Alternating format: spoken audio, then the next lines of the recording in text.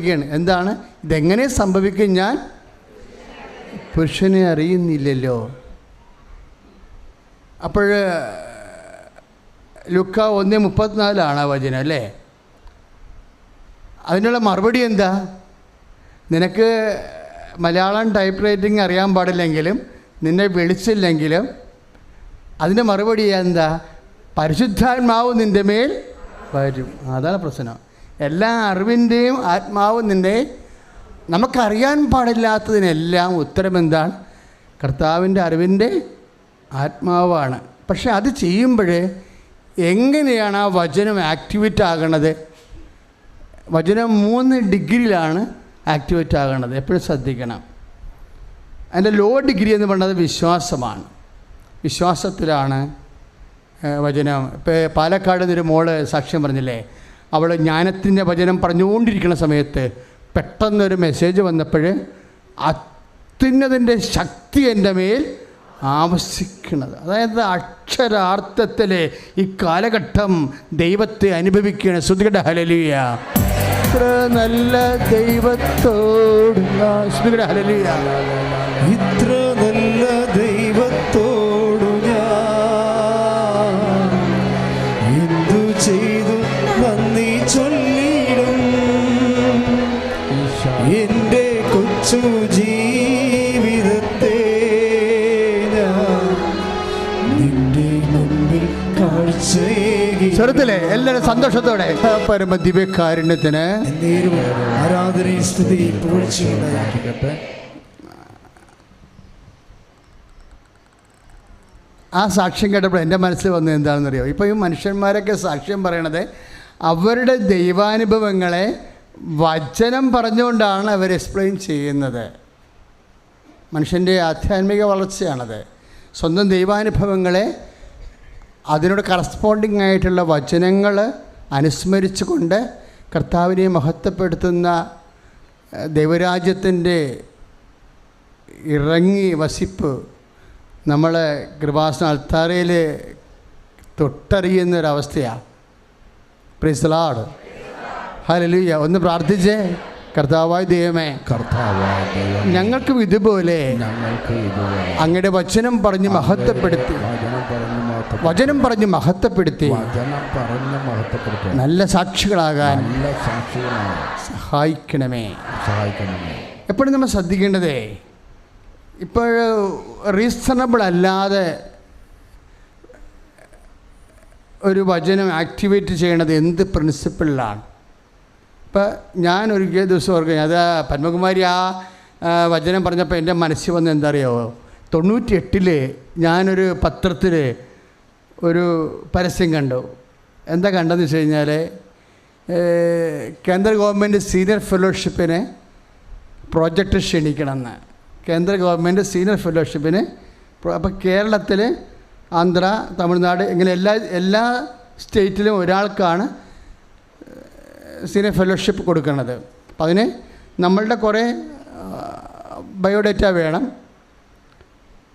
ആ ബയോഡേറ്റ എല്ലാം വളരെ ബാക്കിങ്സ് ഉള്ളതായിരിക്കണം. പക്ഷെ ചോദിക്കുന്ന പ്രോജക്റ്റ് എന്താണെന്നറിയാമോ? ഫിസിക്സിൽ, ഊർജ്ജതന്ത്രത്തിൽ നിങ്ങളുടെ മനസ്സിലുള്ള ഒരു വർക്ക് പ്രോജക്റ്റ് കൊടുക്കാൻ പറഞ്ഞിരിക്കുകയാണ്. ഇതുവരെ ഫിസിക്സിൻ്റെ ഊർജ്ജതന്ത്ര മേഖലയിൽ പ്രസൻറ്റ് ചെയ്യാത്ത പുതിയൊരു വർക്ക് പ്രോജക്റ്റ് കൊടുക്കാൻ പറഞ്ഞിരിക്കുകയാണ്. ഞാൻ ഫിസിക്സ് 10ാം ക്ലാസ് വരെ പഠിച്ചിട്ടുള്ളൂ. ഈ പ്രോജക്റ്റ് കണ്ടാൽ നമ്മൾ എന്ത് തോന്നും? ഇത് നമുക്കുള്ളതല്ലെന്ന് പറഞ്ഞ് നമ്മൾ തള്ളിക്കളയും. ഞാൻ ആർട്ട് സ്റ്റുഡൻറ്റാണ്. കോളേജിലേക്ക് പഠിച്ചാണ് ഹിസ്റ്ററിയും എക്കണോമിക്സൊക്കെ പഠിച്ചത്. അപ്പോൾ ഇത് ഞാനോട് ബന്ധമില്ല എന്ന് പറയും. ബന്ധമില്ലാത്ത കാര്യങ്ങളാവും ചിലപ്പോഴേ, പക്ഷെ ബന്ധപ്പെടുത്തുന്ന ആരാണ്?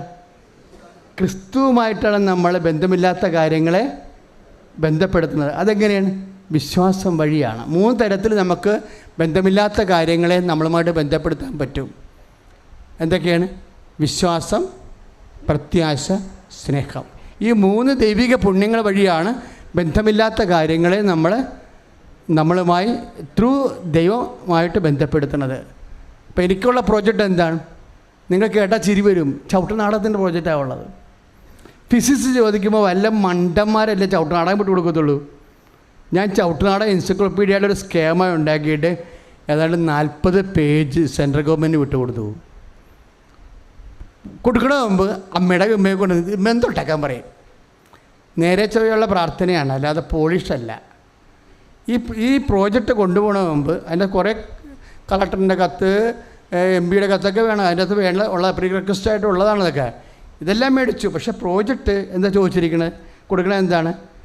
ചവിട്ടുനാടകത്തെക്കുറിച്ചുള്ള സാഹിത്യം, സംഗീതം, അതിന് നടനമുറകൾ, നാട്യശാസ്ത്രം, വിധിപ്രകാരമുള്ള ഒരു എൻസൈക്ലോപ്പീഡിയയുടെ പ്രോജക്റ്റാണ്. അപ്പോൾ തലയ്ക്ക് എന്തെങ്കിലും അസുഖമുള്ളവരല്ല മാത്രമേ ഇങ്ങനെ ചെയ്യത്തുള്ളൂ. ഫിസിക്സ് ചോദിക്കുമ്പോൾ ചവിട്ടാടാൻ കൊടുക്കുക ഇല്ല. വിശ്വാസി എന്ന് പറഞ്ഞാൽ വേറെ ലെവലിലാണ്, വേറെ തലമാണത് വിശ്വാസം. അതാണ് പറഞ്ഞത്, ബന്ധമില്ലാത്ത വിഷയങ്ങളെ ബന്ധപ്പെടുത്തുന്നത് ദൈവത്തിലുള്ള വിശ്വാസം വഴി, പ്രത്യാശ വഴി, സ്നേഹം വഴിയുക. രസം എന്താണെന്നറിയാമോ? ഒരു 6 മാസം കഴിഞ്ഞപ്പോൾ സെൻട്രൽ ഗവൺമെൻറ് സീനിയർ ഫെലോഷിപ്പ് അവിടുത്തെ കൾച്ചർ ഡിപ്പാർട്ട്മെൻറ്റിൻ്റെ ഒരു പ്രത്യേക ബോർഡാണ് തീരുമാനിക്കുന്നത്. അത് ആന്ധ്രയിലും ഗുജറാത്തിലൊക്കെ ഉള്ള പ്രധാനപ്പെട്ട ഈ മേഖലയിൽ റിസർച്ച് ചെയ്യുന്ന ആൾക്കാരാണ് തീരുമാനിക്കുന്നത്. പക്ഷേ അമ്മ ആ സീനിയർ ഫെലോഷിപ്പ് എനിക്ക് വാങ്ങിച്ചു തന്നു.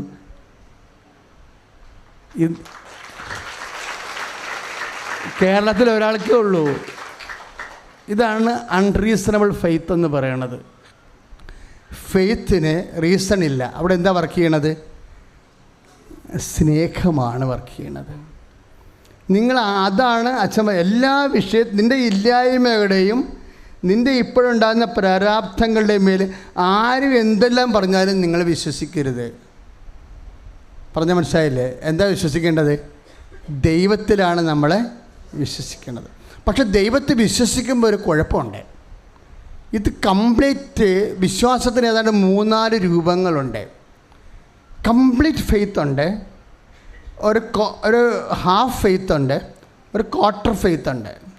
സാധാരണ വിശ്വാസം എന്ന് പറയുന്നത് ക്വാർട്ടർ ഫെയ്ത്താണ്. അതിൻ്റെ അകത്ത് ലവ് എലമെൻറ്റ് കുറവായിരിക്കും. ഈ ഉടമ്പടിക്കാർ പ്രത്യേകം ശ്രദ്ധിക്കണം കേട്ടോ. ഉടമ്പടി എന്ന് പറഞ്ഞാൽ നമ്മൾ ഉടമ്പടി ചെയ്യണത് വിശ്വസിക്കുന്ന, ഇപ്പോൾ ബൈബിൾ എന്താ, ഇപ്പോൾ 1 കൊറിന്ത്യൻസ് 13:7 എന്താ വചനം? സ്നേഹമെല്ലാം വിശ്വസിക്കുന്നു, അല്ലേ? 1 കൊറിന്ത്യൻസ് 13:7 ഒന്ന് പറഞ്ഞേ. സ്നേഹം എല്ലാം വിശ്വസിക്കുന്നു. അപ്പോൾ ഈ വചനം കേൾക്കുമ്പോൾ പരിശുദ്ധാത്മാവ് സ്കാൻ ചെയ്തിട്ട് പറയും, എന്താ പറയണത്? സ്നേഹം എല്ലാം വിശ്വസിക്കും, പക്ഷേ വിശ്വാസം എല്ലാം വിശ്വസിക്കത്തില്ല, പ്രത്യാശ എല്ലാം വിശ്വസിക്കത്തില്ല. പറഞ്ഞ മനസ്സിലായ? അപ്പോഴേ വിശ്വാസി ഈ സ്നേഹത്തിലേക്ക് വളർന്നെത്തണം. ബൈബിൾ എന്താ പറയണത്? സ്നേഹം എന്ന് പറഞ്ഞേ, സ്നേഹം എല്ലാം വിശ്വസിക്കുന്നു. അപ്പം നമുക്ക് വേണ്ടത് എന്താണ്? ദൈവത്തോട് വിശ്വാസത്തെക്കാൾ ഉപരി എന്താ വേണ്ടത്? സ്നേഹമാണ് വേണ്ടത്. കാര്യം സ്നേഹമെല്ലാം വിശ്വസിക്കണമെന്ന് പറയുമ്പോൾ അതിൻ്റെ താഴെയുള്ള തിയോളജിക്കൽ വെർച്യൂ രണ്ടാമത്തെ എന്താണ്? പ്രത്യാശയാണ്. പ്രത്യാശയ്ക്ക് ഈ ക്വാളിറ്റി ഇല്ല. പ്രത്യാശ എല്ലാം വിശ്വസിക്കത്തില്ല. അതിൻ്റെ താഴെയുള്ള പിന്നത്തെ തിയോളജിക്കൽ വെർച്യൂ, ദൈവിക പുണ്യം എന്താ? വിശ്വാസമാണ്. വിശ്വാസം പ്രത്യാശയോടൊപ്പം പോലും വിശ്വസിക്കത്തില്ല. കാര്യം വിശ്വാസത്തിലൊക്കെ ഈ അവിശ്വാസത്തിൻ്റെയും അല്പവിശ്വാസത്തിൻ്റെയും കണ്ടൻറ്റുകൾ കയറിയിട്ടുണ്ടാകും. നിങ്ങളെപ്പോഴും ശ്രദ്ധിക്കണം. വിശ്വാസം അപ്ഗ്രേഡ് ചെയ്യാൻ ഉദ്ദേശിക്കുന്നുണ്ടെങ്കിൽ അത് സ്നേഹത്തിലാണ് അപ്ഗ്രേഡ് ചെയ്യേണ്ടത്. ഇപ്പം പത്രോസിനോട് ഈശോ എന്താ പറഞ്ഞത്? പത്രോസ് കടലിന് മീതെ നടന്നു വന്നപ്പോഴേ പത്രോസ് എന്താ ഈശോയോട് പറഞ്ഞത്? കർത്താവേ, അങ്ങാണ് അതെങ്കിൽ കടലിൻ്റെ മീതെ വരാൻ, അങ്ങോട്ട് വരാൻ എന്നെയും അനുവദിക്കുക. അപ്പോൾ ഈശോ എന്നാ പറഞ്ഞു? വരൂ എന്ന് പറഞ്ഞു. അപ്പോൾ പത്രോസ് ഇറങ്ങി കടലിന് മീതെ നടന്ന് പകുതിയായപ്പോൾ എന്നാ സംഭവിച്ചത്? കാറ്റ് പ്രതികൂലമായി. അപ്പോഴുടനെ അവൻ്റെ വിശ്വാസം തുളുമ്പിപ്പോയി. പെട്ടെന്ന് അവൻ കടലിലേക്ക് മുങ്ങിപ്പോയി. അപ്പോൾ ഈശോ എന്നാ അവനെ വിളിക്കണത്? അതാണ് പ്രശ്നം. വിശ്വാസത്തിനകത്ത് തന്നെ അല്പവിശ്വാസമുണ്ട്. വിശ്വാസം പല വകുപ്പാണ്. നമ്മളെപ്പോഴും ശ്രദ്ധിക്കേണ്ടത്. ഇപ്പോൾ ഇത് 14 മത്തായിയുടെ സുവിശേഷം 14:31 മത്തായിയുടെ സുവിശേഷം 11:31 അല്പവിശ്വാസി സംശയിച്ചത് എന്തിന്? അപ്പോഴേ വിശ്വാസത്തിൻ്റെ അകത്ത് ഇപ്പം ആഞ്ഞിലി എടുത്ത അതിൻ്റെ അകത്ത് വെള്ളയുണ്ട്, കാതലുണ്ടല്ലേ. ഈ വെള്ളയെന്ന് പറഞ്ഞാൽ അതുപോലെ തന്നെയാണ് ദൈവിക പുണ്യങ്ങൾ വരുമ്പോൾ ഈ സ്നേഹത്തിൻ്റെ അംശം കുറഞ്ഞ് വരുമ്പോൾ അതനുസരിച്ചിട്ട് ഇടയ്ക്ക് വെച്ച് നമ്മൾ വെള്ളത്തിൽ മുങ്ങിപ്പോകും. അതെപ്പോഴും നമ്മൾ ശ്രദ്ധിക്കണം. വിശ്വാസം എന്ന് പറയുമ്പോൾ വിശ്വാസമല്ല എല്ലാം, ഇല്ലേ? നമ്മൾ പരസ്യമൊക്കെ കേൾക്കും വിശ്വാസമല്ല എല്ലാം എന്നൊക്കെ, ചുമ്മാ മനുഷ്യൻ്റെ കള്ളത്തരങ്ങൾ. വിശ്വാസമല്ല എല്ലാം, സ്നേഹമാണ് എല്ലാം. അതാണ് പൗലോസ് പറയണത്, സ്നേഹം എല്ലാം വിശ്വസിക്കുന്നു. ശ്രുതികട ഹല്ലേലൂയ. സംശയം വരണമെന്ന് മനസ്സിലായില്ലേ? എന്തുകൊണ്ടാണ്? സ്നേഹത്തിൻ്റെ ഗ്രേഡ് കുറയുമ്പോൾ വിശ്വാസത്തിൽ സംശയം വരും. അതുകൊണ്ടാണ് ഈശോ അവസാനം പത്രോസിനെ കറക്റ്റ് ചെയ്യും. ശമയോൻ ബാർ ജോന എന്ന് വിളിക്കും. ജോനായുടെ പുത്രനായ ശമയോനെ, ഇവരെക്കാളെല്ലാം അധികമായി നീ എന്നെ സ്നേഹിക്കുന്നുവോ? കാര്യം സ്നേഹത്തിൻ്റെ ഒരു വളർച്ചയാണത്. നമ്മളെപ്പോഴും നമ്മുടെ ഓരോ ഇൻസിഡൻ്റ് ഇല്ലേ, ഇപ്പം നിങ്ങൾ IELTS, നിങ്ങളുടെ തോൽവി, ജയ, ഇൻ്റർവ്യൂ, തോൽവി, അതുപോലെ തന്നെ വീട് വെപ്പ്, നമ്മൾ ബാങ്കിൽ അപേക്ഷ വെക്കുന്നു, അപേക്ഷ റിജക്റ്റ് ചെയ്യുന്നു, ഇങ്ങനെ ഓരോ വിസ എംബസിയിൽ പോകുന്നു, അല്ലെങ്കിൽ ഏജൻറ്റിനെ എടുത്ത് കൊടുക്കുന്നു, താമസിക്കുന്നു, ഇങ്ങനെ ഓരോ വിഷയങ്ങളല്ലേ. ഇങ്ങനെ എല്ലാ വിഷയങ്ങളിലൂടെ നിങ്ങൾ കടന്നു പോകുമ്പോഴും നിങ്ങളുടെ ഉള്ളിൽ പ്രാർത്ഥിച്ചുകൊണ്ടിരിക്കണം, കർത്താവേ എന്നെ നിൻ്റെ സ്നേഹത്താൽ നിറക്കണമേ. മനസ്സിലായില്ലേ? എവിടെയെങ്കിലുമൊക്കെ ഫ്ലോപ്പ്, ഇപ്പോൾ ഒരു IELTSൻ്റെ ഒരു മൊഡ്യൂൾ പോയി, അപ്പം നിങ്ങൾ എന്നാ പ്രാർത്ഥിക്കേണ്ടത്? കർത്താവ് അടുത്ത IELTSൻ്റെ മൊഡ്യൂൾ റീഡിങ് എനിക്കിപ്പോൾ പോയിരിക്കുകയാണ്, അടുത്ത പ്രാവശ്യം എനിക്ക് റീഡിങ് തന്നെ. എന്നിട്ട് ഈശോട് പറയും, ഈശോ റീഡിങ് തരുമ്പോൾ പിന്നെ റൈറ്റിംഗ് കളയരുത് കേട്ടോ, പണിയുണ്ടാക്കരുത് എന്ന് പറയും. ഇങ്ങനെയല്ല പ്രാർത്ഥിക്കേണ്ടത്. എന്തെങ്കിലും നഷ്ടപ്പെട്ടെന്ന് പറഞ്ഞാൽ അപ്പോൾ തന്നെ ആ നഷ്ടപ്പെട്ട ഭാഗങ്ങൾ എന്താ നഷ്ടപ്പെട്ടിരിക്കുന്നത്? കർത്താവ് ആ ഭാഗം നിൻ്റെ സ്നേഹത്താൽ എന്നെ നിറക്കണമേ. Price the Lord. അവിടെയാണ് എവിടെയെല്ലാം പറയും. ഇപ്പോൾ ലോൺ റിജക്റ്റ് ചെയ്യുമ്പോൾ ഇനി എന്ത് ചെയ്യും? ദൈവം ആ മാനേജറൊന്ന് മാറിയാൽ മതിയായിരുന്നു എന്നല്ല, നിങ്ങളാണ് മാറേണ്ടത്, മാനേജറല്ല മാറേണ്ടത്. ലോൺ റിജക്റ്റ് ചെയ്യുമ്പോൾ നിരാശപ്പെടുക, ഇനി എന്ത് ചെയ്യുമേന്ന് വിചാരിക്കണം, നിങ്ങൾ അങ്ങോട്ട് മാറണം. എന്ത് ചെയ്യണം? എങ്ങനെ? എന്നിട്ട് എന്ത് ചെയ്യണം? കർത്താവേ എന്നെ സ്നേഹത്താൽ നിറക്കണമേ. എന്താണ്? ഇങ്ങനെ സ്നേഹത്താൽ നിറക്കണമേ എന്ന് പ്രാർത്ഥിച്ച് കഴിയുമ്പോൾ ഒരു ടൈം കഴിയും, അതിന് ദൈവത്തിന് മനസ്സിലാകും നിങ്ങൾ മെറ്റീരിയൽ അല്ലെന്ന് മനസ്സിലാകും. കാര്യം എന്തറിയാവാ? ഇപ്പം നമ്മൾ പരീക്ഷ ജയിച്ചാൽ നമുക്ക് എന്നാ പറ്റും? എന്നാ കിട്ടും? നമുക്ക് പരീക്ഷ ജയിച്ചു കഴിഞ്ഞാൽ നമുക്ക് നമ്മുടെ വിസ പ്രോസസ്സ് കഴിയും, നമുക്ക് കയറിപ്പോകാൻ പറ്റും, അല്ലേ? അല്ലെങ്കിൽ നമുക്ക് അടുത്ത ക്ലാസ് കാര്യം ജോലി കിട്ടും. ജോലി കിട്ടിയാൽ നിങ്ങൾക്ക് എന്നാ കിട്ടും? ശമ്പളം കിട്ടും. ശമ്പളം കിട്ടിയാൽ നിങ്ങൾക്ക് എന്നാ കിട്ടും? മര്യാദയ്ക്ക് എല്ലാം കഴിക്കാം, വീട് വെക്കാം, അല്ലേ? ഭക്ഷണം കഴിക്കാം, ഉടുപ്പ് മേടിക്കാം, വണ്ടി മേടിക്കാം, ഇങ്ങനെ കുറേ. അതാണ്. അപ്പോൾ അതെല്ലാം ചെന്ന് അവസാനിക്കണം എവിടെയാണ്? കാണപ്പെടുന്ന വിഷയങ്ങളിലാണ്, ദൈവത്തിലല്ലല്ലോ. നിങ്ങൾ എന്ത് പറഞ്ഞാലും ചെന്ന് അവസാനിക്കണം എവിടെ ഇരിക്കും? കാണപ്പെടുന്ന വിഷയങ്ങളിലാണ് ചെന്ന്, ദൈവത്തിലല്ല. അതാണ് പ്രശ്നം. അപ്പോൾ കാണപ്പെടുന്ന വിഷയങ്ങൾ നിങ്ങൾക്ക് കിട്ടിയില്ലെങ്കിൽ നിങ്ങൾ സങ്കടപ്പെടുകയാണെങ്കിൽ നിങ്ങളുടെ ലക്ഷ്യം ദൈവമല്ലെന്നല്ലേ? കാണപ്പെടുന്ന വിഷയത്തെക്കുറിച്ച് ഈശോ എന്നാ പറയണത്? നല്ല നല്ല കാണപ്പെടുന്ന വിഷയങ്ങളുണ്ടല്ലേ. ദേവാലയം ഇങ്ങനെ മേൽത്തരം കല്ലുകളാൽ അലങ്കരിക്കപ്പെട്ടിരിക്കുന്നതിനെക്കുറിച്ച് ചിലർ വന്ന് ഈശോയോട് പറഞ്ഞു, C Jesus what magnificent this church is, this temple is. ഇത്ര മനോഹരമാണ് ഈ കല്ലുകൾ പാകിയ ഈ ദേവാലയം എന്ന് പറയുമ്പോഴേ, ഇത്രയും മനോഹരമായ ദൈവത്തിൻ്റെ ആലയം കണ്ടിട്ട് കർത്താവ് എന്താ പറയണത്? ഫണ്ടാസ്റ്റിക് എന്നാണ് പറയണത്. അല്ല, കാണുന്നതൊന്നും കേൾക്കുന്നതൊന്നും നിങ്ങളുടെ സാക്ഷ്യം പോലും കർത്താവിന് ഫണ്ടാസ്റ്റിക് അല്ല. കർത്താവ് പറയും, കാണുന്നതല്ലേ ഇതെല്ലാം, കാണുന്നതെല്ലാം തകർന്ന് കല്ലുമേ കല്ല് സൃഷ്ടിക്കാത്ത കാലം വരുമെന്ന്. ശ്രുതികട ഹല്ലേലൂയ. യേശു സ്തോത്രം. Hallelujah, hallelujah. പരമദിവ്യകാരുണ്യത്തിന്. അപ്പോൾ എന്തെങ്കിലും ഭൗതികമായ നാശമോ നഷ്ടമോ ഉണ്ടായാൽ ആ സെക്കൻഡിൽ എൻ്റെ മക്കൾ പ്രാർത്ഥിക്കണം, കർത്താവേ എന്നെ സ്നേഹത്താൽ നിറക്കണമേ. എന്താ കാര്യം എന്നറിയാവോ? സ്നേഹം എന്നും നിലനിൽക്കുന്നു എന്ന് പറഞ്ഞിട്ടുണ്ട്. ഇല്ലേ? എന്നും നിലനിൽക്കുന്നതും എന്നും നിലനിൽക്കാത്തതുമായിട്ടാണ് ദൈവം ലോകത്തെ തിരിച്ചിരിക്കുന്നത്. കളിയറിഞ്ഞ് കളിക്കണം, അല്ലെങ്കിൽ നമുക്ക് നഷ്ടമായിരിക്കും. സ്നേഹം എല്ലാത്തിനെയും അതിജീവിക്കുന്നു. അതല്ലേ 1 കൊറിന്ത്യസ് 13:13 വിശ്വാസം, പ്രത്യാശ, സ്നേഹം.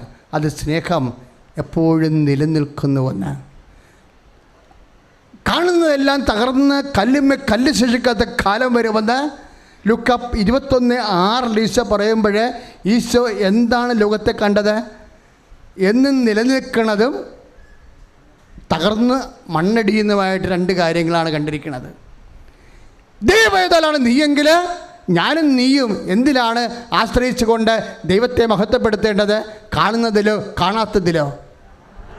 കാണാത്തതിൽ. എന്താ കാര്യം എന്നറിയാവോ? ജീവിതത്തിൽ കുറേ കാര്യങ്ങൾ വരുമ്പോൾ, ഇതുപോലെ നല്ല അവസരങ്ങൾ വരുമ്പോൾ നമ്മുടെ ഷെയർ ഇറക്കി നമ്മൾ ബിസിനസ് ചെയ്യാൻ പഠിക്കണം. ഭൗതികമായ മെറ്റീരിയൽ നഷ്ടം ഉണ്ടാകുന്ന സമയത്ത് അതെല്ലാം വലിയ ഷെയറാണ്. ആ സമയത്ത് ദൈവസ്നേഹം അങ്ങോട്ട് ഇൻവെസ്റ്റ് ചെയ്യണം. കരയരുത്, ആരോടും സങ്കടം പറയരുത്, നിരാശപ്പെടരുത്. പറ്റുമെങ്കിൽ നിൻ്റെ പ്രേക്ഷിത പ്രവർത്തനം, കാരുണ്യ പ്രവൃത്തി കൂട്ടണം. ഈ മറിച്ച് പറഞ്ഞാൽ മനസ്സിലായില്ലേ? ഒരു രോഗിയെ കണ്ട പാട്ട് സ്ഥലത്ത് നീ IELTS നോക്കണമെങ്കിൽ പിറ്റേ ആഴ്ച പോയി 2 രോഗിയെ കണ്ടിട്ട് കർത്താവിനെ ഞാൻ സ്നേഹിക്കണമെന്ന് പറയണം. പറഞ്ഞാൽ മനസ്സിലായില്ലേ? കാര്യം നിൻ്റെ ഭൗതികമായ എല്ലാ ആനുകൂല്യങ്ങളെക്കാൾ വലുതാണ് നിനക്ക് ദൈവം. ദൈവം സ്നേഹമാണെന്ന് പറയുമ്പോൾ യോഹന്നാൻ പറയും, ദൈവം സ്നേഹമാണ്, മൈൻഡ് ഇറ്റ്. ബട്ട് അവിടുന്ന് ആദ്യം നമ്മളെ സ്നേഹിക്കുകയും നമ്മുടെ വീണ്ടെടുപ്പിനായി അവൻ വില കൊടുത്തു എന്നതിലാണ് സ്നേഹമെന്ന് കൈയടിച്ച് കർത്താണ്. ഹല്ലേലൂയ. പദാർത്ഥത്തിന് നഷ്ടം ഒരു ദൈവവേദനെ പരാജയപ്പെടുത്തരുത്. നീ ഒരു തീരുമാനം എടുക്കണം. കർത്താവിനോട് ഉടമ്പടി ചെയ്ത് നീ ഒരു തീരുമാനം എടുക്കണം. പദാർത്ഥമോ പദാർത്ഥത്തിന് നഷ്ടമോ എൻ്റെ വിശ്വാസത്തെ പണയം വെക്കാൻ ഞാൻ അനുവദിക്കത്തില്ലെന്ന്. അപ്പോൾ പ്രത്യാശയിലേക്ക് നീ കടക്കും. അച്ഛൻ പറഞ്ഞ് മനസ്സിലായോ?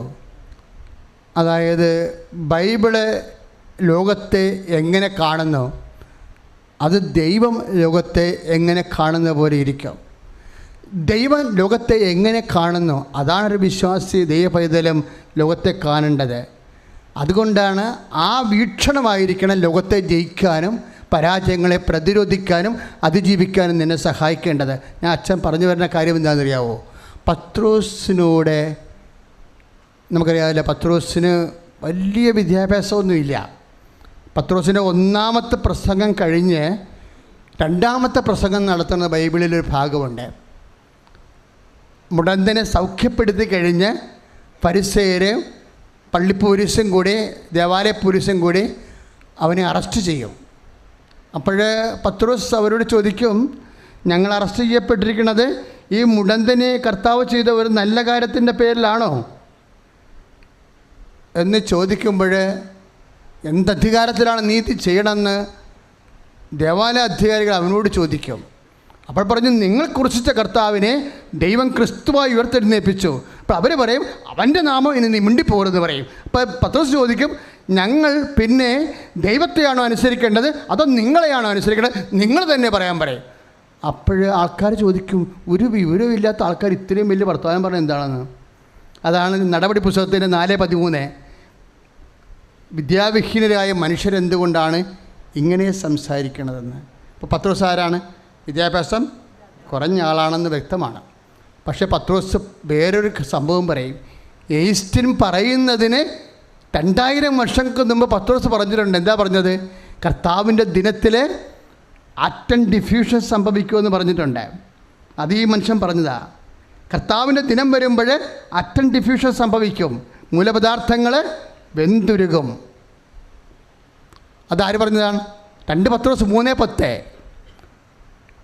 ഈ ലോകം ഉണ്ടാക്കിയിരിക്കുന്നത് മൂലകങ്ങൾ കൊണ്ടാണ്.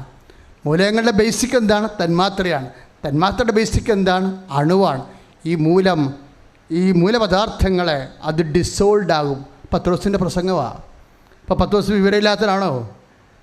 പത്രോസിൻ്റെ വിവരം എന്ന് പറയുന്നത് ദൈവജ്ഞാനമാണ്. ഈ ദൈവജ്ഞാനം എന്താണ് പത്രോസ് പറയണത്? ഈ പദാർത്ഥം എപ്പോഴായാലും ഡിസോൾവ് ആകും. അതുതന്നെയാണ് ഈശോ പറഞ്ഞത്. കാണുന്നതെല്ലാം തകർന്ന് കല്ല് ശേഷിക്കാത്ത കാലം വരുന്നുവെന്ന് ലൂക്കായുടെ 21:6 പറയണത്. മൂലപദാർത്ഥങ്ങൾ വെന്തുരുകുമെന്ന് 2 പത്രോസ് 3:10 പറയണതും ഏതാണ്ട് ഒരേ വചനമാണ്. എന്താണ് കാര്യമെന്നറിയാവോ? ഇതിലൊന്നും നമ്മൾ വിശ്വാസി അമിതമായി പ്രത്യാശ വെക്കരുത്. ദൈവത്തിൽ മാത്രമായിരിക്കണം നീ പ്രത്യാശ വെക്കുന്നത്. ദൈവത്തിൽ പ്രത്യാശ വെച്ചുകൊണ്ട് നിൻ്റെ പരാജയത്തിന് നിൻ്റെ മനസ്സിനെ ഈടറിവ് ചെയ്യരുത്. എന്താണ്? ഇതെല്ലാം കടന്നു പോണതാണ്. ഞാൻ നിങ്ങളോട് പറഞ്ഞ വചനങ്ങൾ കടന്നു പോവുകയില്ലെന്ന് കൈയടിച്ച് കരുതാണ് ശരീര.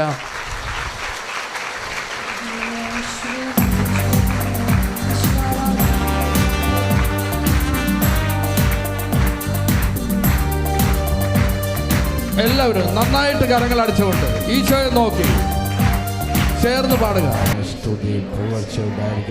അച്ഛൻ എന്താ ഇങ്ങനെ പറഞ്ഞെന്നറിയാവോ? ഒരു ലോൺ കിട്ടാതെ വരുമ്പോഴും, ഒരു മരുന്ന് കഴിച്ചിട്ട് ഒരു രോഗം സുഖപ്പെടാതെ വരുമ്പോഴും നിങ്ങളുടെ മനസ്സിന് ഈ നിരാശ കൊണ്ടോ സങ്കടം കൊണ്ടോ നിങ്ങളെ കീഴ്പ്പെടുത്തി കളയരുത്.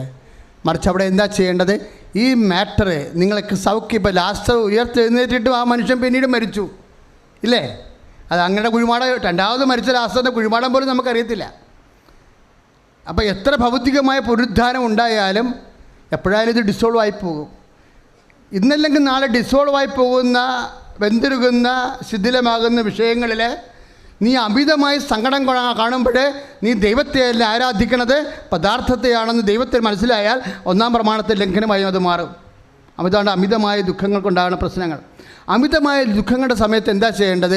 അമിതമായ ദൈവസ്നേഹം കൊണ്ട് അതിനെ നിറക്കണം. അതുകൊണ്ടാണ് സങ്കീർത്തനം പറയും, the Lord God is my portion cup. എന്താ പറഞ്ഞത്? കർത്താവാണ് എൻ്റെ അവകാശവും ഓഹരിയുമെന്ന്. ശ്രുതിക്കട്ടെ ഹല്ലേലൂയ. പരിശുദ്ധ പരമദിവ്യകാരുണ്യത്തിന്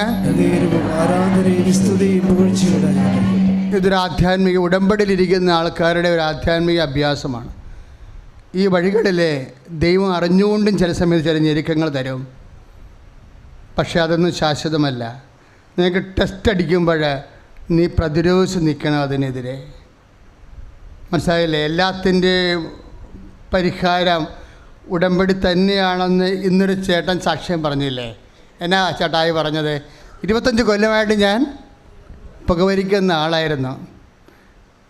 ഉടമ്പടി ചെയ്തിട്ട് ഞാൻ ചങ്ങനാശ്ശേരി പോണവഴിക്ക് പുകവലിച്ചിട്ടാണ് വണ്ടിയിൽ കയറിയെന്നൊക്കെ പറഞ്ഞില്ലേ? പിന്നെ അപ്പോഴും വണ്ടി ഇരുന്നപ്പോൾ ഒരു കർത്താവിനൊരു വചനം തന്നു. എന്താണ്? അവൻ പറയണ പോലെ ചെയ്യുക. അവനെന്താ പറഞ്ഞത്?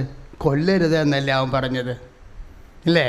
എൻ്റെ അർത്ഥം എന്താണ്? ശരീരത്തെ കൊല്ലരുത്. മദ്യപിക്കണം, പുകവലിക്കണതും ശരീരത്തെ കൊല്ലണം. അവൻ പറയുന്നത് പോലെ ചെയ്യുക എന്നുള്ളത് ചെയ്യാൻ തീരുമാനിച്ചപ്പോൾ 25 കൊല്ലമായ എൻ്റെ പുകവലി കർത്താവ് എടുത്തു മാറ്റിയെന്ന്. എല്ലാത്തിൻ്റെയും പരിഹാരം അത് തന്നെയാണ്. അവൻ പറയണ പോലെ ചെയ്യണത് തന്നെയാണ്. അവൻ പറഞ്ഞതുപോലെ ജീവിച്ചുകൊള്ളാം. ഇപ്പോൾ ക്യാൻസർ ആയാലും നമ്മൾ ഉത്തരം എന്താണ്? അതിന് ജീവിക്കണ ഉത്തരം എന്താണ്? അവൻ പറഞ്ഞതുപോലെ നമ്മൾ ജീവിക്കാം. കാരുണ്യ പ്രവർത്തികൾ ചെയ്ത് നമ്മൾ ജീവിക്കാം. പരിശുദ്ധ പ്രവർത്തനം ചെയ്ത് നമ്മൾ ജീവിക്കും. നമ്മളെ വിശുദ്ധീകരിക്കും. നമ്മുടെ വിശുദ്ധി കൊണ്ട് മറ്റുള്ളവരെ വിശുദ്ധീകരിക്കും. നമ്മളെ ശക്തീകരിക്കും. നമ്മുടെ ശക്തി കൊണ്ട് മറ്റുള്ളവരെ ശക്തീകരിക്കും. ദൈവത്തെ മഹത്വപ്പെടുത്തുന്ന സ്തുതിക്കട്ടെ ഹല്ലേലൂയ.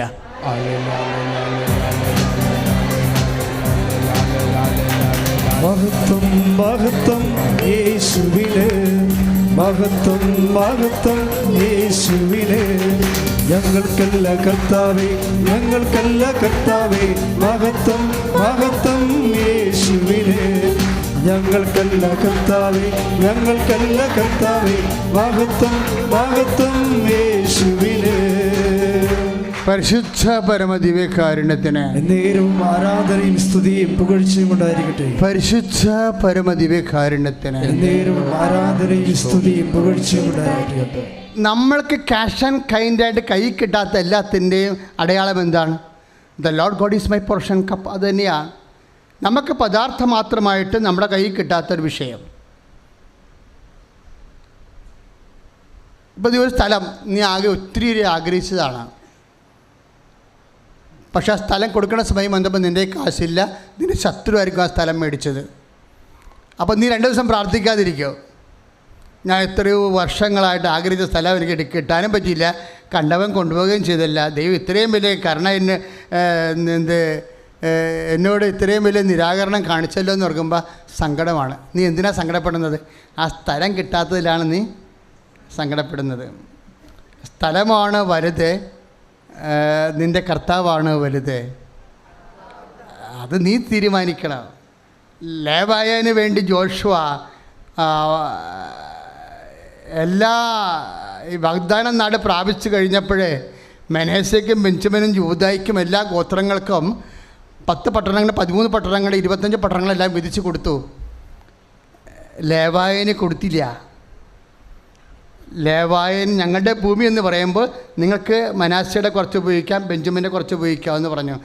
നിങ്ങൾക്ക് പർട്ടിക്കുലറായിട്ട് ഭൂമി കൊടുക്കാതിരുന്നപ്പോഴേ അവർക്കൊരു സങ്കടം പോലെ തോന്നിയപ്പോഴേ ജോഷുവ അവരോട് പറഞ്ഞു, മോസസ് ജീവിച്ചിരുന്ന കാലത്ത് പറഞ്ഞിട്ടില്ലേ, അഹറോൻ്റെ പിന്മുറക്കാരിലെ നിങ്ങൾ, യൂദയുടെ 3ാമത്തെ മകനല്ലേ ലേവി, നിൻ്റെ ഓഹരി ആരാണ്?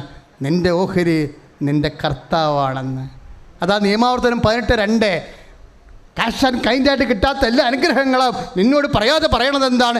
ക്യാഷ് ആൻഡ് കൈൻഡും ടാൻജിബിളുമല്ല, കാണപ്പെടുന്നതല്ല, അതെല്ലാം എന്തിരിക്കുന്നതും നഷ്ടപ്പെടുന്നതുമാണെങ്കിൽ നഷ്ടപ്പെടാത്ത കർത്താവായിരിക്കും. കേൾക്കപ്പെടാത്ത പ്രാർത്ഥനയും കിട്ടാത്ത അനുഗ്രഹത്തിലൂടെ നിനക്ക് കിട്ടാൻ പോകുന്ന ദൈവത്തിനെ കൈകെട്ടിച്ച് കർത്താവ്.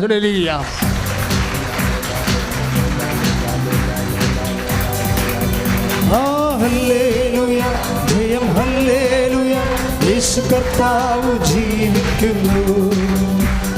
ഹല്ലേലൂയ, ജയം ഹല്ലേലൂയ, യേശു കർത്താവ് ജീവിക്കുന്നു.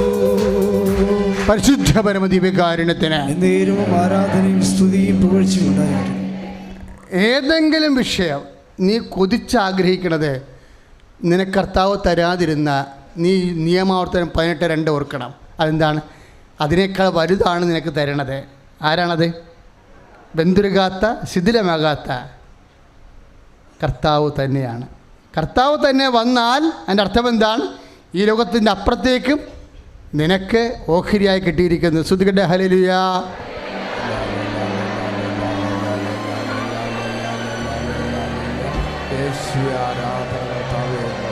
സ്തുതിക്കട്ടെ, ഹല്ലേലൂയ.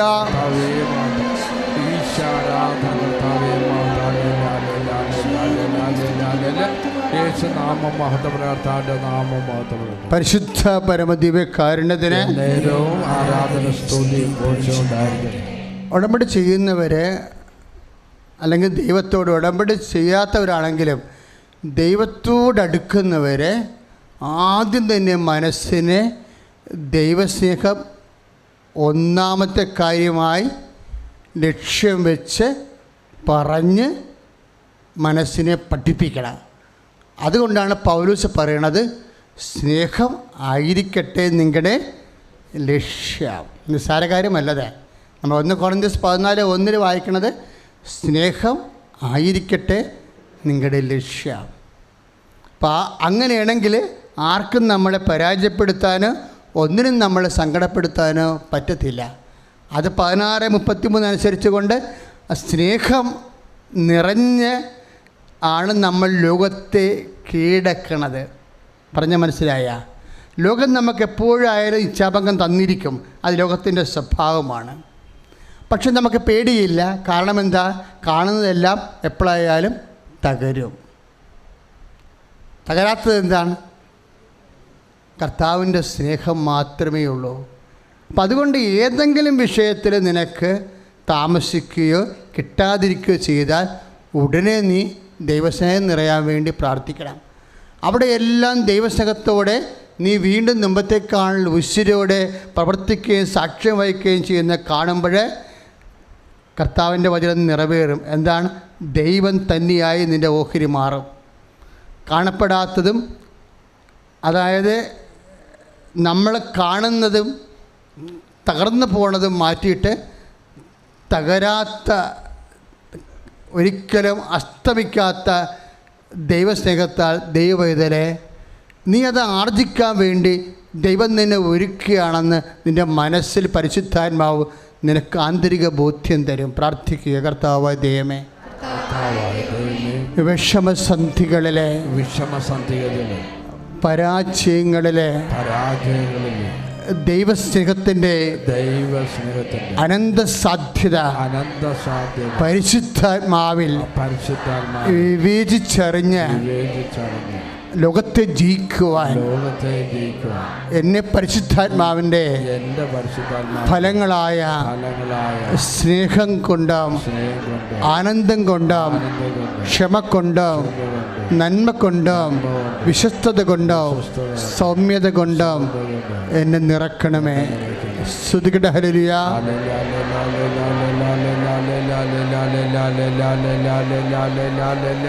യേശു ആരാധന. കർത്താവേ മഹത്വം.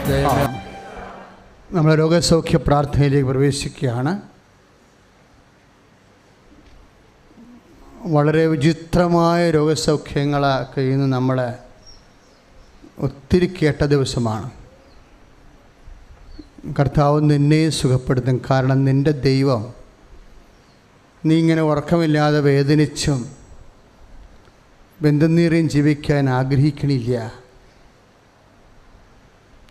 അതുകൊണ്ടാണ് കർത്താവിൻ്റെ ജീവിതത്തിൻ്റെ ഏതാണ്ട് പകുതി മുക്കാൽ സമയവും ഈശോ വേദനിക്കുന്നവരെ ആശ്വസിപ്പിക്കുകയായിരുന്നു. രോഗസൗഖ്യം നൽകിയും വിശക്കുന്നവർക്ക് ഭക്ഷണം കൊടുത്തും.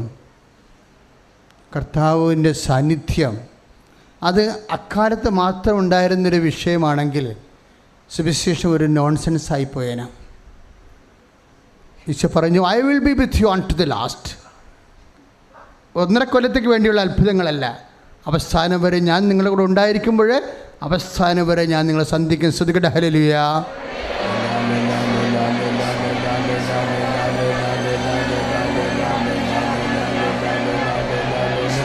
യേശു ആരാധന. കർത്താവേ മഹത്വം. ദൈവമേ ആരാധന. ദൈവമേ മഹത്വം. കർത്താവേ ആരാധന. കർത്താവേ മഹത്വം. ഈശാരാധന. കർത്താവേ മഹത്വം. ദൈവമേ ആരാധന. പ്രിയമുള്ളവരെ, ഇപ്പോഴും നമ്മൾ ജീവിത സമ്മർദ്ദങ്ങളുടെ മേലെ സമർപ്പണ പ്രാർത്ഥന നടത്തുന്ന സമയമാണ്. ലാസ്റ്റ് ഭാഗം നമുക്ക് രോഗസൗഖ്യ പ്രാർത്ഥന പ്രവേശിക്കാം. ജീവിത സമ്മർദ്ദം എന്താണെന്ന് അച്ഛനെ ഉദ്ദേശിക്കുന്നത് എന്താണെന്നറിയാവോ? ഇപ്പോൾ വിവാഹം താമസിക്കണത്. ഇപ്പോൾ ഒരു ചേച്ചി സാക്ഷ്യം പറഞ്ഞില്ലേ, എന്നാ പറഞ്ഞത്? അച്ഛൻ ഇടയ്ക്ക് പറയാറുണ്ട്, നിങ്ങൾ 4 കാര്യം എഴുതിയാൽ മതി, 2 കാര്യം മരിയൻ ഓപ്ഷനാണെന്ന് പറയും അല്ലേ? മരിയൻ ഓപ്ഷൻ എന്ന് വെച്ച് കഴിഞ്ഞാൽ അമ്മയ്ക്ക് യുക്തമെന്ന് തോന്നണ കാര്യങ്ങളാണ്. അത് ചിലർ 2 കോളം വിടും. അപ്പോൾ കൗൺസിലർ അവരോട് പറഞ്ഞില്ലേ, നിങ്ങൾക്ക് കോളം വെറുതെ വിട്ടാൽ പോരാ, എഴുതി വെക്കണം അമ്മയുടെ നിയോഗമെന്ന്. അമ്മയുടെ നിയോഗമെന്ന് അവിടെ എഴുതി വെക്കണം. ആ കൗൺസിലർ വളരെ പ്രൂഡൻ്റായിട്ടാണ് ചെയ്തത്. ഞാനവരോടത് പറഞ്ഞു കൊടുത്തിട്ടില്ലായിരുന്നു, പക്ഷേ അവരങ്ങനെ പറഞ്ഞു, നിങ്ങൾ എഴുതി വെക്കണം അവിടെ. അപ്പോൾ അവരുടെ വിശ്വാസം കണ്ടില്ലേ, ആ കൗൺസിലിൻ്റെ വിശ്വാസം കണ്ടില്ലേ, നിങ്ങൾ എഴുതി വെക്കണം ഇനിയുള്ളത് അമ്മയുടെ നിയോഗമെന്ന്. അപ്പം അമ്മയുടെ നിയോഗത്തിൽ എന്താ ഉള്ളത്? കാൽക്കാശില്ലെങ്കിലും മകളെ കല്യാണം കഴിപ്പിക്കും അമ്മ. അതാണ് അമ്മയുടെ നിയോഗം. കാര്യം നമ്മളുടെ കാര്യം, ചില കാര്യങ്ങൾ നടക്കുക. എപ്പോൾ നടക്കാനാണ്? കയ്യിലൊന്നും ഇല്ലല്ല. ഇപ്പോൾ എഴുതി വെച്ച് അങ്ങനെ കല്യാണം എന്നാൽ കാശ് കൊടുത്ത് കിട്ടും. മകളുടെ കല്യാണം എന്നാൽ ആ എഴുതാഞ്ഞത് എങ്ങനെ? കല്യാണം എങ്ങനെ ഒത്തുവന്ന കൈ കാശില്ലാത്തത് കൊണ്ട് അത് പിന്നീട് കാശ് വരുമ്പോൾ എഴുതാമെന്നും പറഞ്ഞ് വെച്ചുകൊണ്ടിരിക്കുകയാണ്. കാശ് അമ്മയുടെ കയ്യിലുണ്ട്, ബാക്കിയുള്ള എല്ലാ വിഷയങ്ങളും ഉണ്ട്. മരിയൻ ഓപ്ഷൻ എന്ന് പറയുന്നത് ഉടമ്പടി 1 കൊല്ലം റൺ ചെയ്തപ്പോൾ അമ്മ എന്നോട് പറഞ്ഞതാണ്, ജനങ്ങൾ എഴുതുന്നത് പലതും ആലോചിച്ച് അവർക്ക് അപ്രസക്തമായ കാര്യങ്ങളാണ്, അതുകൊണ്ട് കോളം വിട്ടേക്കാൻ പറയാൻ പറഞ്ഞു. അന്ന് പറഞ്ഞ് ഞാൻ നിങ്ങളോട് പറയാം, കോളം വിട്ടേക്കാൻ പറയും. 6 എഴുതി വെക്കേണ്ട, 2 അമ്മയ്ക്ക് കൊടുക്കാൻ, അല്ലെങ്കിൽ 1 അമ്മയ്ക്ക് കൊടുക്കുക, അമ്മ നിശ്ചയിക്കട്ടെ. ഈ വിഷയങ്ങളെല്ലാം വളരെ സീരിയസ് ആണ് ദൈവത്തിന്. കാനായിലെ കല്യാണ കുടുംബത്തിൽ അമ്മയുടെ മധ്യസ്ഥത്തിന് ഈശോ മറുപടി പറഞ്ഞു എന്ന് നമ്മൾ പറയും. പക്ഷേ ഈശോ മറുപടി പറയാൻ എന്താ കാരണം? ഈശോ ആ കല്യാണത്തിൽ പങ്കെടുത്തത് കൊണ്ടാണ് അല്ലേ? ഈശോ അവിടെ ഉണ്ടായിരുന്നതാണ് പ്രാധാന്യമുള്ള കാര്യം. ഈശോ അവിടെ ഇല്ലായിരുന്നെങ്കിൽ അമ്മ എന്ത് ചെയ്തേനെ? ഒന്നും ചെയ്യാൻ പറ്റത്തില്ല. ഈശോ ആ കല്യാണത്തിൽ പങ്കെടുത്തു. നമ്മുടെ സന്തോഷങ്ങളിൽ കർത്താവ് പങ്കെടുക്കും, കർത്താവ് അമ്മയും പങ്കെടുക്കും. നമ്മുടെ സന്തോഷങ്ങളിൽ പങ്കെടുക്കുമെങ്കിൽ തീർച്ചയായിട്ടും ദൈവം നമ്മുടെ ദുഃഖങ്ങളിലും പങ്കെടുക്കും. അത് നീ ഓർക്കണം.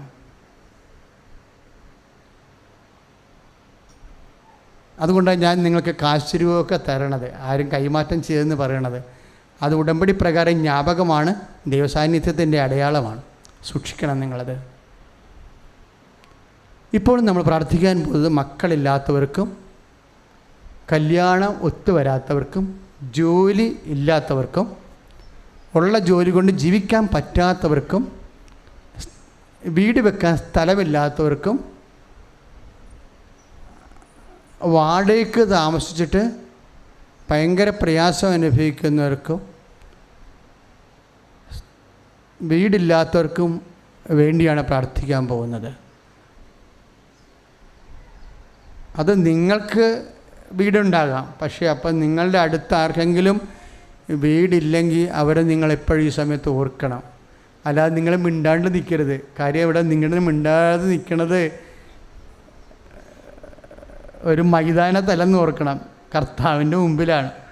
ഇതെൻ്റെ കാര്യമല്ലെന്ന് പറഞ്ഞ് നിങ്ങൾ നിന്നാൽ നിങ്ങളുടെ കാര്യം വരുമ്പോൾ കർത്താവും ഞാനീ നാട്ടുകാരനല്ലെന്ന് പറഞ്ഞ് നിൽക്കും. കാര്യം ദൈവസ്നേഹത്തിൽ ഇതെല്ലാം വർക്ക് ചെയ്യത്തുള്ളൂ. അപ്പോൾ നിങ്ങൾക്ക് മക്കൾ ഉണ്ടെങ്കിൽ, മക്കളില്ലാത്തവർ നിങ്ങളുടെ അറിവിലുണ്ടെങ്കിൽ അവരെ നിങ്ങളിവിടെ ഓർക്കണം. നിങ്ങൾക്ക് ജോലിയുണ്ട്, പക്ഷേ ജോലി ഇല്ലാത്തത് കൊണ്ട് പലതരത്തിലുള്ള പ്രയാസം അനുഭവിക്കുന്നവർ നിങ്ങളുടെ സുഹൃത്തുക്കളോ ആരായാലും നിങ്ങൾ ഓർക്കണം. അപ്പോൾ നിങ്ങളുടെ ഉള്ളിൽ സ്നേഹം നിറയുമ്പോൾ എല്ലാത്തിനും ഒരു തീരുമാനമാകും. കർത്താവായ ദൈവമേ, കർത്താവായ ദൈവമേ, മക്കളില്ലാത്തവരെ സ്പർശിക്കണമേ, മക്കളില്ലാത്തവരെ സ്പർശിക്കണമേ. മക്കൾക്ക് രോഗങ്ങളുള്ളവരെ സ്പർശിക്കണമേ, മക്കൾക്ക് രോഗങ്ങളുള്ളവരെ സ്പർശിക്കണമേ. ഗർഭിണികൾക്ക് അവരുടെ ഉദരത്തിലെ ഉരുവായ കുഞ്ഞിന് ജനിതക വൈകല്യമുള്ളവരെ കർത്താവെ സ്പർശിക്കണമേ, കർത്താവെ സ്പർശിക്കണമേ. ഭവനരഹിതരെ ഏറ്റെടുക്കണമേ. വീട്ടിലേക്ക് പോകാൻ വഴിയില്ലാത്തവരെ, അതിന് കേസ് നടന്നുകൊണ്ടിരിക്കുന്നവരെ അങ്ങ് ഏറ്റെടുക്കണമേ. കർത്താവേ, എല്ലാ തരത്തിലും വരുമാന മാർഗങ്ങള് മുട്ടിപ്പോയവരെ, സാമ്പത്തിക ബാധ്യതകളാൽ വല്ലാതെ തകരുന്നവരെ, അമ്മേ പരിശുദ്ധമ്മേ, ഈ നിമിഷം ഈശോയോട് പറഞ്ഞ് എത്രയും വേഗം സങ്കട നിവർത്തി വരുത്തണമേ. ശ്രുതികട ഹല്ലേലൂയ. ഈശോയെ, വരുമാനമില്ലാത്തവർ, മക്കളില്ലാത്തവർ, കർത്താവേ, അനുയോജ്യമായ പങ്കാളിയെ കിട്ടാത്തവർ എല്ലാം സമർപ്പിക്കുന്ന കർത്താവേ, കർത്താവെ ഏറ്റെടുക്കണം കർത്താവേ. Hallelujah, hallelujah.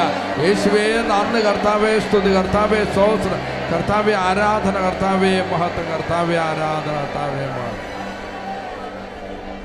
നൈപുണ്യ പരീക്ഷകൾ, അതുപോലെ തന്നെ യോഗ്യതാ പരീക്ഷകൾ അവർക്ക് വേണ്ടി പ്രാർത്ഥിക്കുന്ന സമയമാണ്. ഇൻ്റർവ്യൂ, ടെസ്റ്റ്, ജോലിക്ക് വേണ്ടിയുള്ള യാത്രകൾ ഒക്കെ നിശ്ചയിച്ചവർക്ക് വേണ്ടി പ്രാർത്ഥിക്കുന്ന സമയമാണ്.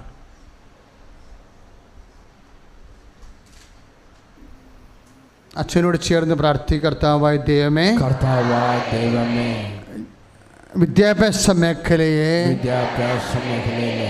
അങ്ങേക്ക് സമർപ്പിക്കുന്ന എല്ലാ നൈപുണ്യ പരീക്ഷകൾ, എല്ലാ മത്സര പരീക്ഷകളും, എല്ലാ യോഗ്യതാ പരീക്ഷകളും, അവയുടെ തീയതികളും, അതിൽ തോറ്റുപോയവരെ റിവാലുവേഷന്, റീകൗണ്ടിങ്ങിന് കൊടുത്തിട്ടുള്ളവരെ, പുതിയ ഡേറ്റ് എടുക്കാൻ നിശ്ചയിച്ചവരെ, എല്ലാ മേഖലകളിലും കർത്താവിൻ്റെ കൃപ നിറയട്ടെ.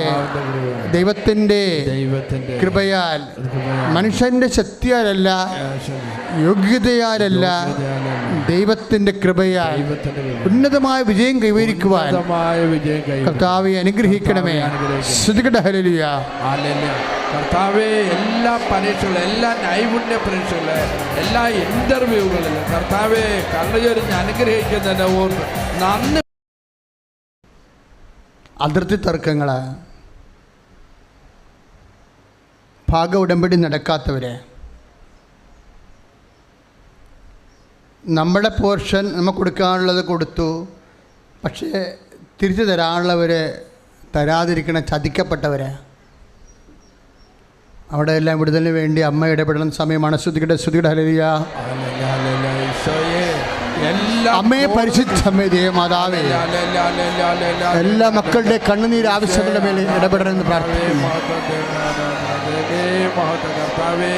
എല്ലാ കോടതി കേസുകൾ കർത്താവെ, വഞ്ചിക്കപ്പെട്ടിട്ടുള്ളവരെ എല്ലാവരും സമർപ്പിക്കുന്ന കർത്താവെ, കർത്താവെ കരുണ ചൊരിഞ്ഞ് അനുഗ്രഹിക്കുന്നതിനോർത്ത് നന്ദി പറഞ്ഞ് സ്തുതിക്കുന്നു.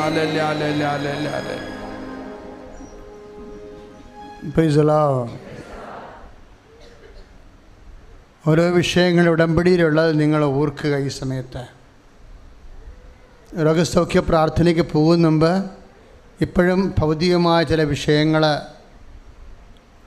നമ്മുടെ മനസ്സിനെ സങ്കടപ്പെടുന്നുണ്ടാകാം.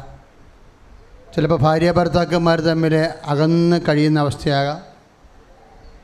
ചിലപ്പോൾ കേസിന് കോടതിയിൽ കേസായ വിഷയമാകാം. ചിലപ്പോൾ മ്യൂച്വലായിട്ട് പിരിയാൻ വേണ്ടി തീരുമാനിച്ച പൈശാചിക തീരുമാനമാകാം. ചിലപ്പോൾ ദൈവത്തെ മാറ്റി നിർത്തി ജീവിക്കുന്ന ആൾക്കാരുടെ ദ്രവ്യ ആസക്തികൾ നിൻ്റെ കൗദാസ്യ ബന്ധത്തെ തല്ലി തകർത്ത നിസ്സഹായാവസ്ഥയിലാകാം നീ. ചിലപ്പോൾ ബിസിനസ് തകർന്നു പോയിക്കൊണ്ടിരിക്കുന്ന അവസ്ഥയാകാം.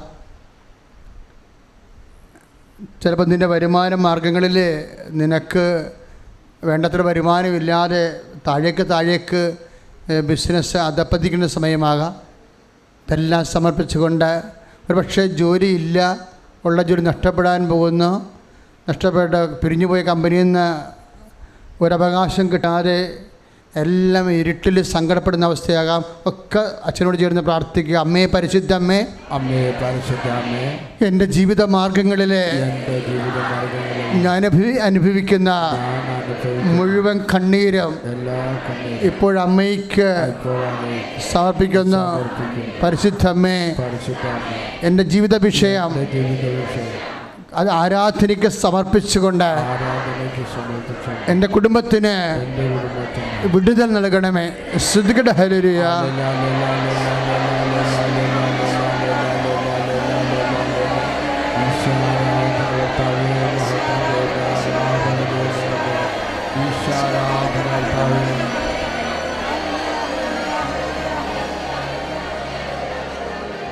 പരിശുദ്ധ പരമദിവ്യകാരുണ്യത്തിന്, പരിശുദ്ധ പരമദിവ്യകാരുണ്യത്തിന് കുറേ സന്ദേശങ്ങൾ വരുന്നത് അസ്ഥിസംബന്ധമായ രോഗങ്ങളാണ്. അവന് പല്ലും മോണയും തമ്മിലുള്ള ബന്ധം വിട്ടുമാറുക, അതുപോലെ കുഴകളിലുണ്ടാകുന്ന അകൽച്ചകൾ, അസ്ഥിയുടെ അകൽച്ചകൾ മൂലം ഉണ്ടാകുന്ന ഞരമ്പ് ജാമാകുന്ന മൂലം ഉണ്ടാകുന്ന മരവിപ്പുകൾ, ഇങ്ങനെയുള്ള മേഖലയെല്ലാം കർത്താവ് സൗഖ്യം നൽകിക്കൊണ്ടിരിക്കുന്ന സമയമാണ്. ശ്രുതികട ഹല്ലേലൂയ.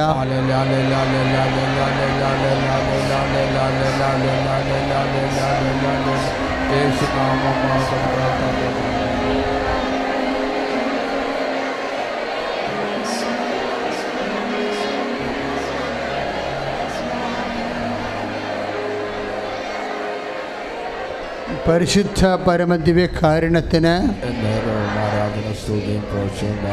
വലത് തുടയിൽ അരയ്ക്ക് താഴെ അകംഭാഗമായിട്ട് ഇങ്ങനെ വെറുതെ ഒരു മുഴ പോലെ പൊങ്ങി വരുന്നുണ്ട്. ആ രോഗത്തെ കർത്താവ് സ്പർശിച്ച് സുഖപ്പെടുന്നത്. ശ്രുതികട ഹല്ലേലൂയ.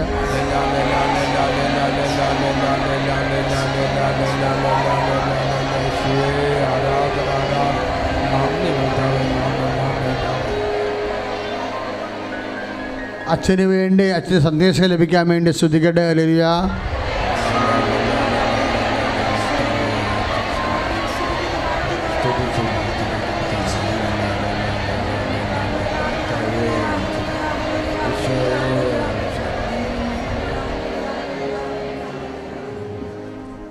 ആന്തരിക അവയവങ്ങളെ നമുക്ക് സമർപ്പിച്ച് പ്രാർത്ഥിക്കാം.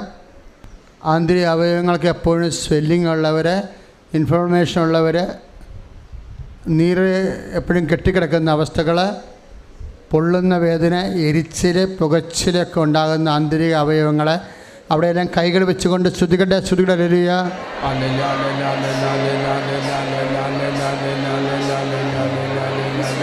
Lord Jesus Christ, pour out His Spirit, touch with the fire finger, soak with the precious blood. I command you, in the name of Jesus Christ, to be healed. നടുവേലിന് വേദനയുള്ളവർ അവിടെ കൈകൾ വെക്കട്ടെ. കിഡ്നിയുടെ അസുഖക്കാരും പതകിന് തന്നെ ബാക്കിൽ കൈകൾ വെക്കട്ടെ, നടുവിന് കൈവെക്കട്ടെ. ഹൃദയത്തിൻ്റെ അസുഖമുള്ളവർ, കരളിന് അസുഖമുള്ളവർ, പാങ്ക്രിയാസിക് അസുഖമുള്ളവർ നെഞ്ചിൻ്റെ പൂട്ടിന് കൈകൂട്ടി വെക്കുക. നെഞ്ചിൻ്റെ പൂട്ടിന്, നെഞ്ചിൻ്റെ കൂമ്പിന് കൈ കൂട്ടി വെക്കുക. അച്ഛനോട് ചേർന്ന് പ്രാർത്ഥിക്കുക. കർത്താവായ ദൈവമേ, എൻ്റെ രോഗാതുരമായ ഇടങ്ങളിൽ ഞാൻ വെക്കുന്ന കൈകളെ എൻ്റെ വിശ്വാസത്താൽ നിന്റെ കൈകളായി ഈ നിമിഷം മാറ്റണമേ. യേശുവിൻ്റെ നാമത്തിൽ ഞാൻ വെക്കുന്ന കൈയുള്ള ഇടത്തിലെ എല്ലാ രോഗങ്ങളും യേശു നാമത്തിലെ സൗഖ്യമാകട്ടെ. ശ്രുതികട ഹല്ലേലൂയ. എൻ്റെ ഈശോയെ, ഇപ്പോൾ കൈകൾ വെച്ച് പ്രാർത്ഥിക്കുന്ന ഓരോ രോഗങ്ങളുടെ മേൽ അവിടുന്ന് കരുണ ചൊരിഞ്ഞ് സൗഖ്യപ്പെടുത്തുന്നതിനെ ഓർത്ത് നന്ദി പറഞ്ഞ് സ്തുതിക്കുന്ന കർത്താവേ, വാഴ്ത്തുന്ന കർത്താവേ, ആരാധിക്കുന്ന കർത്താവേ, മഹത്വം.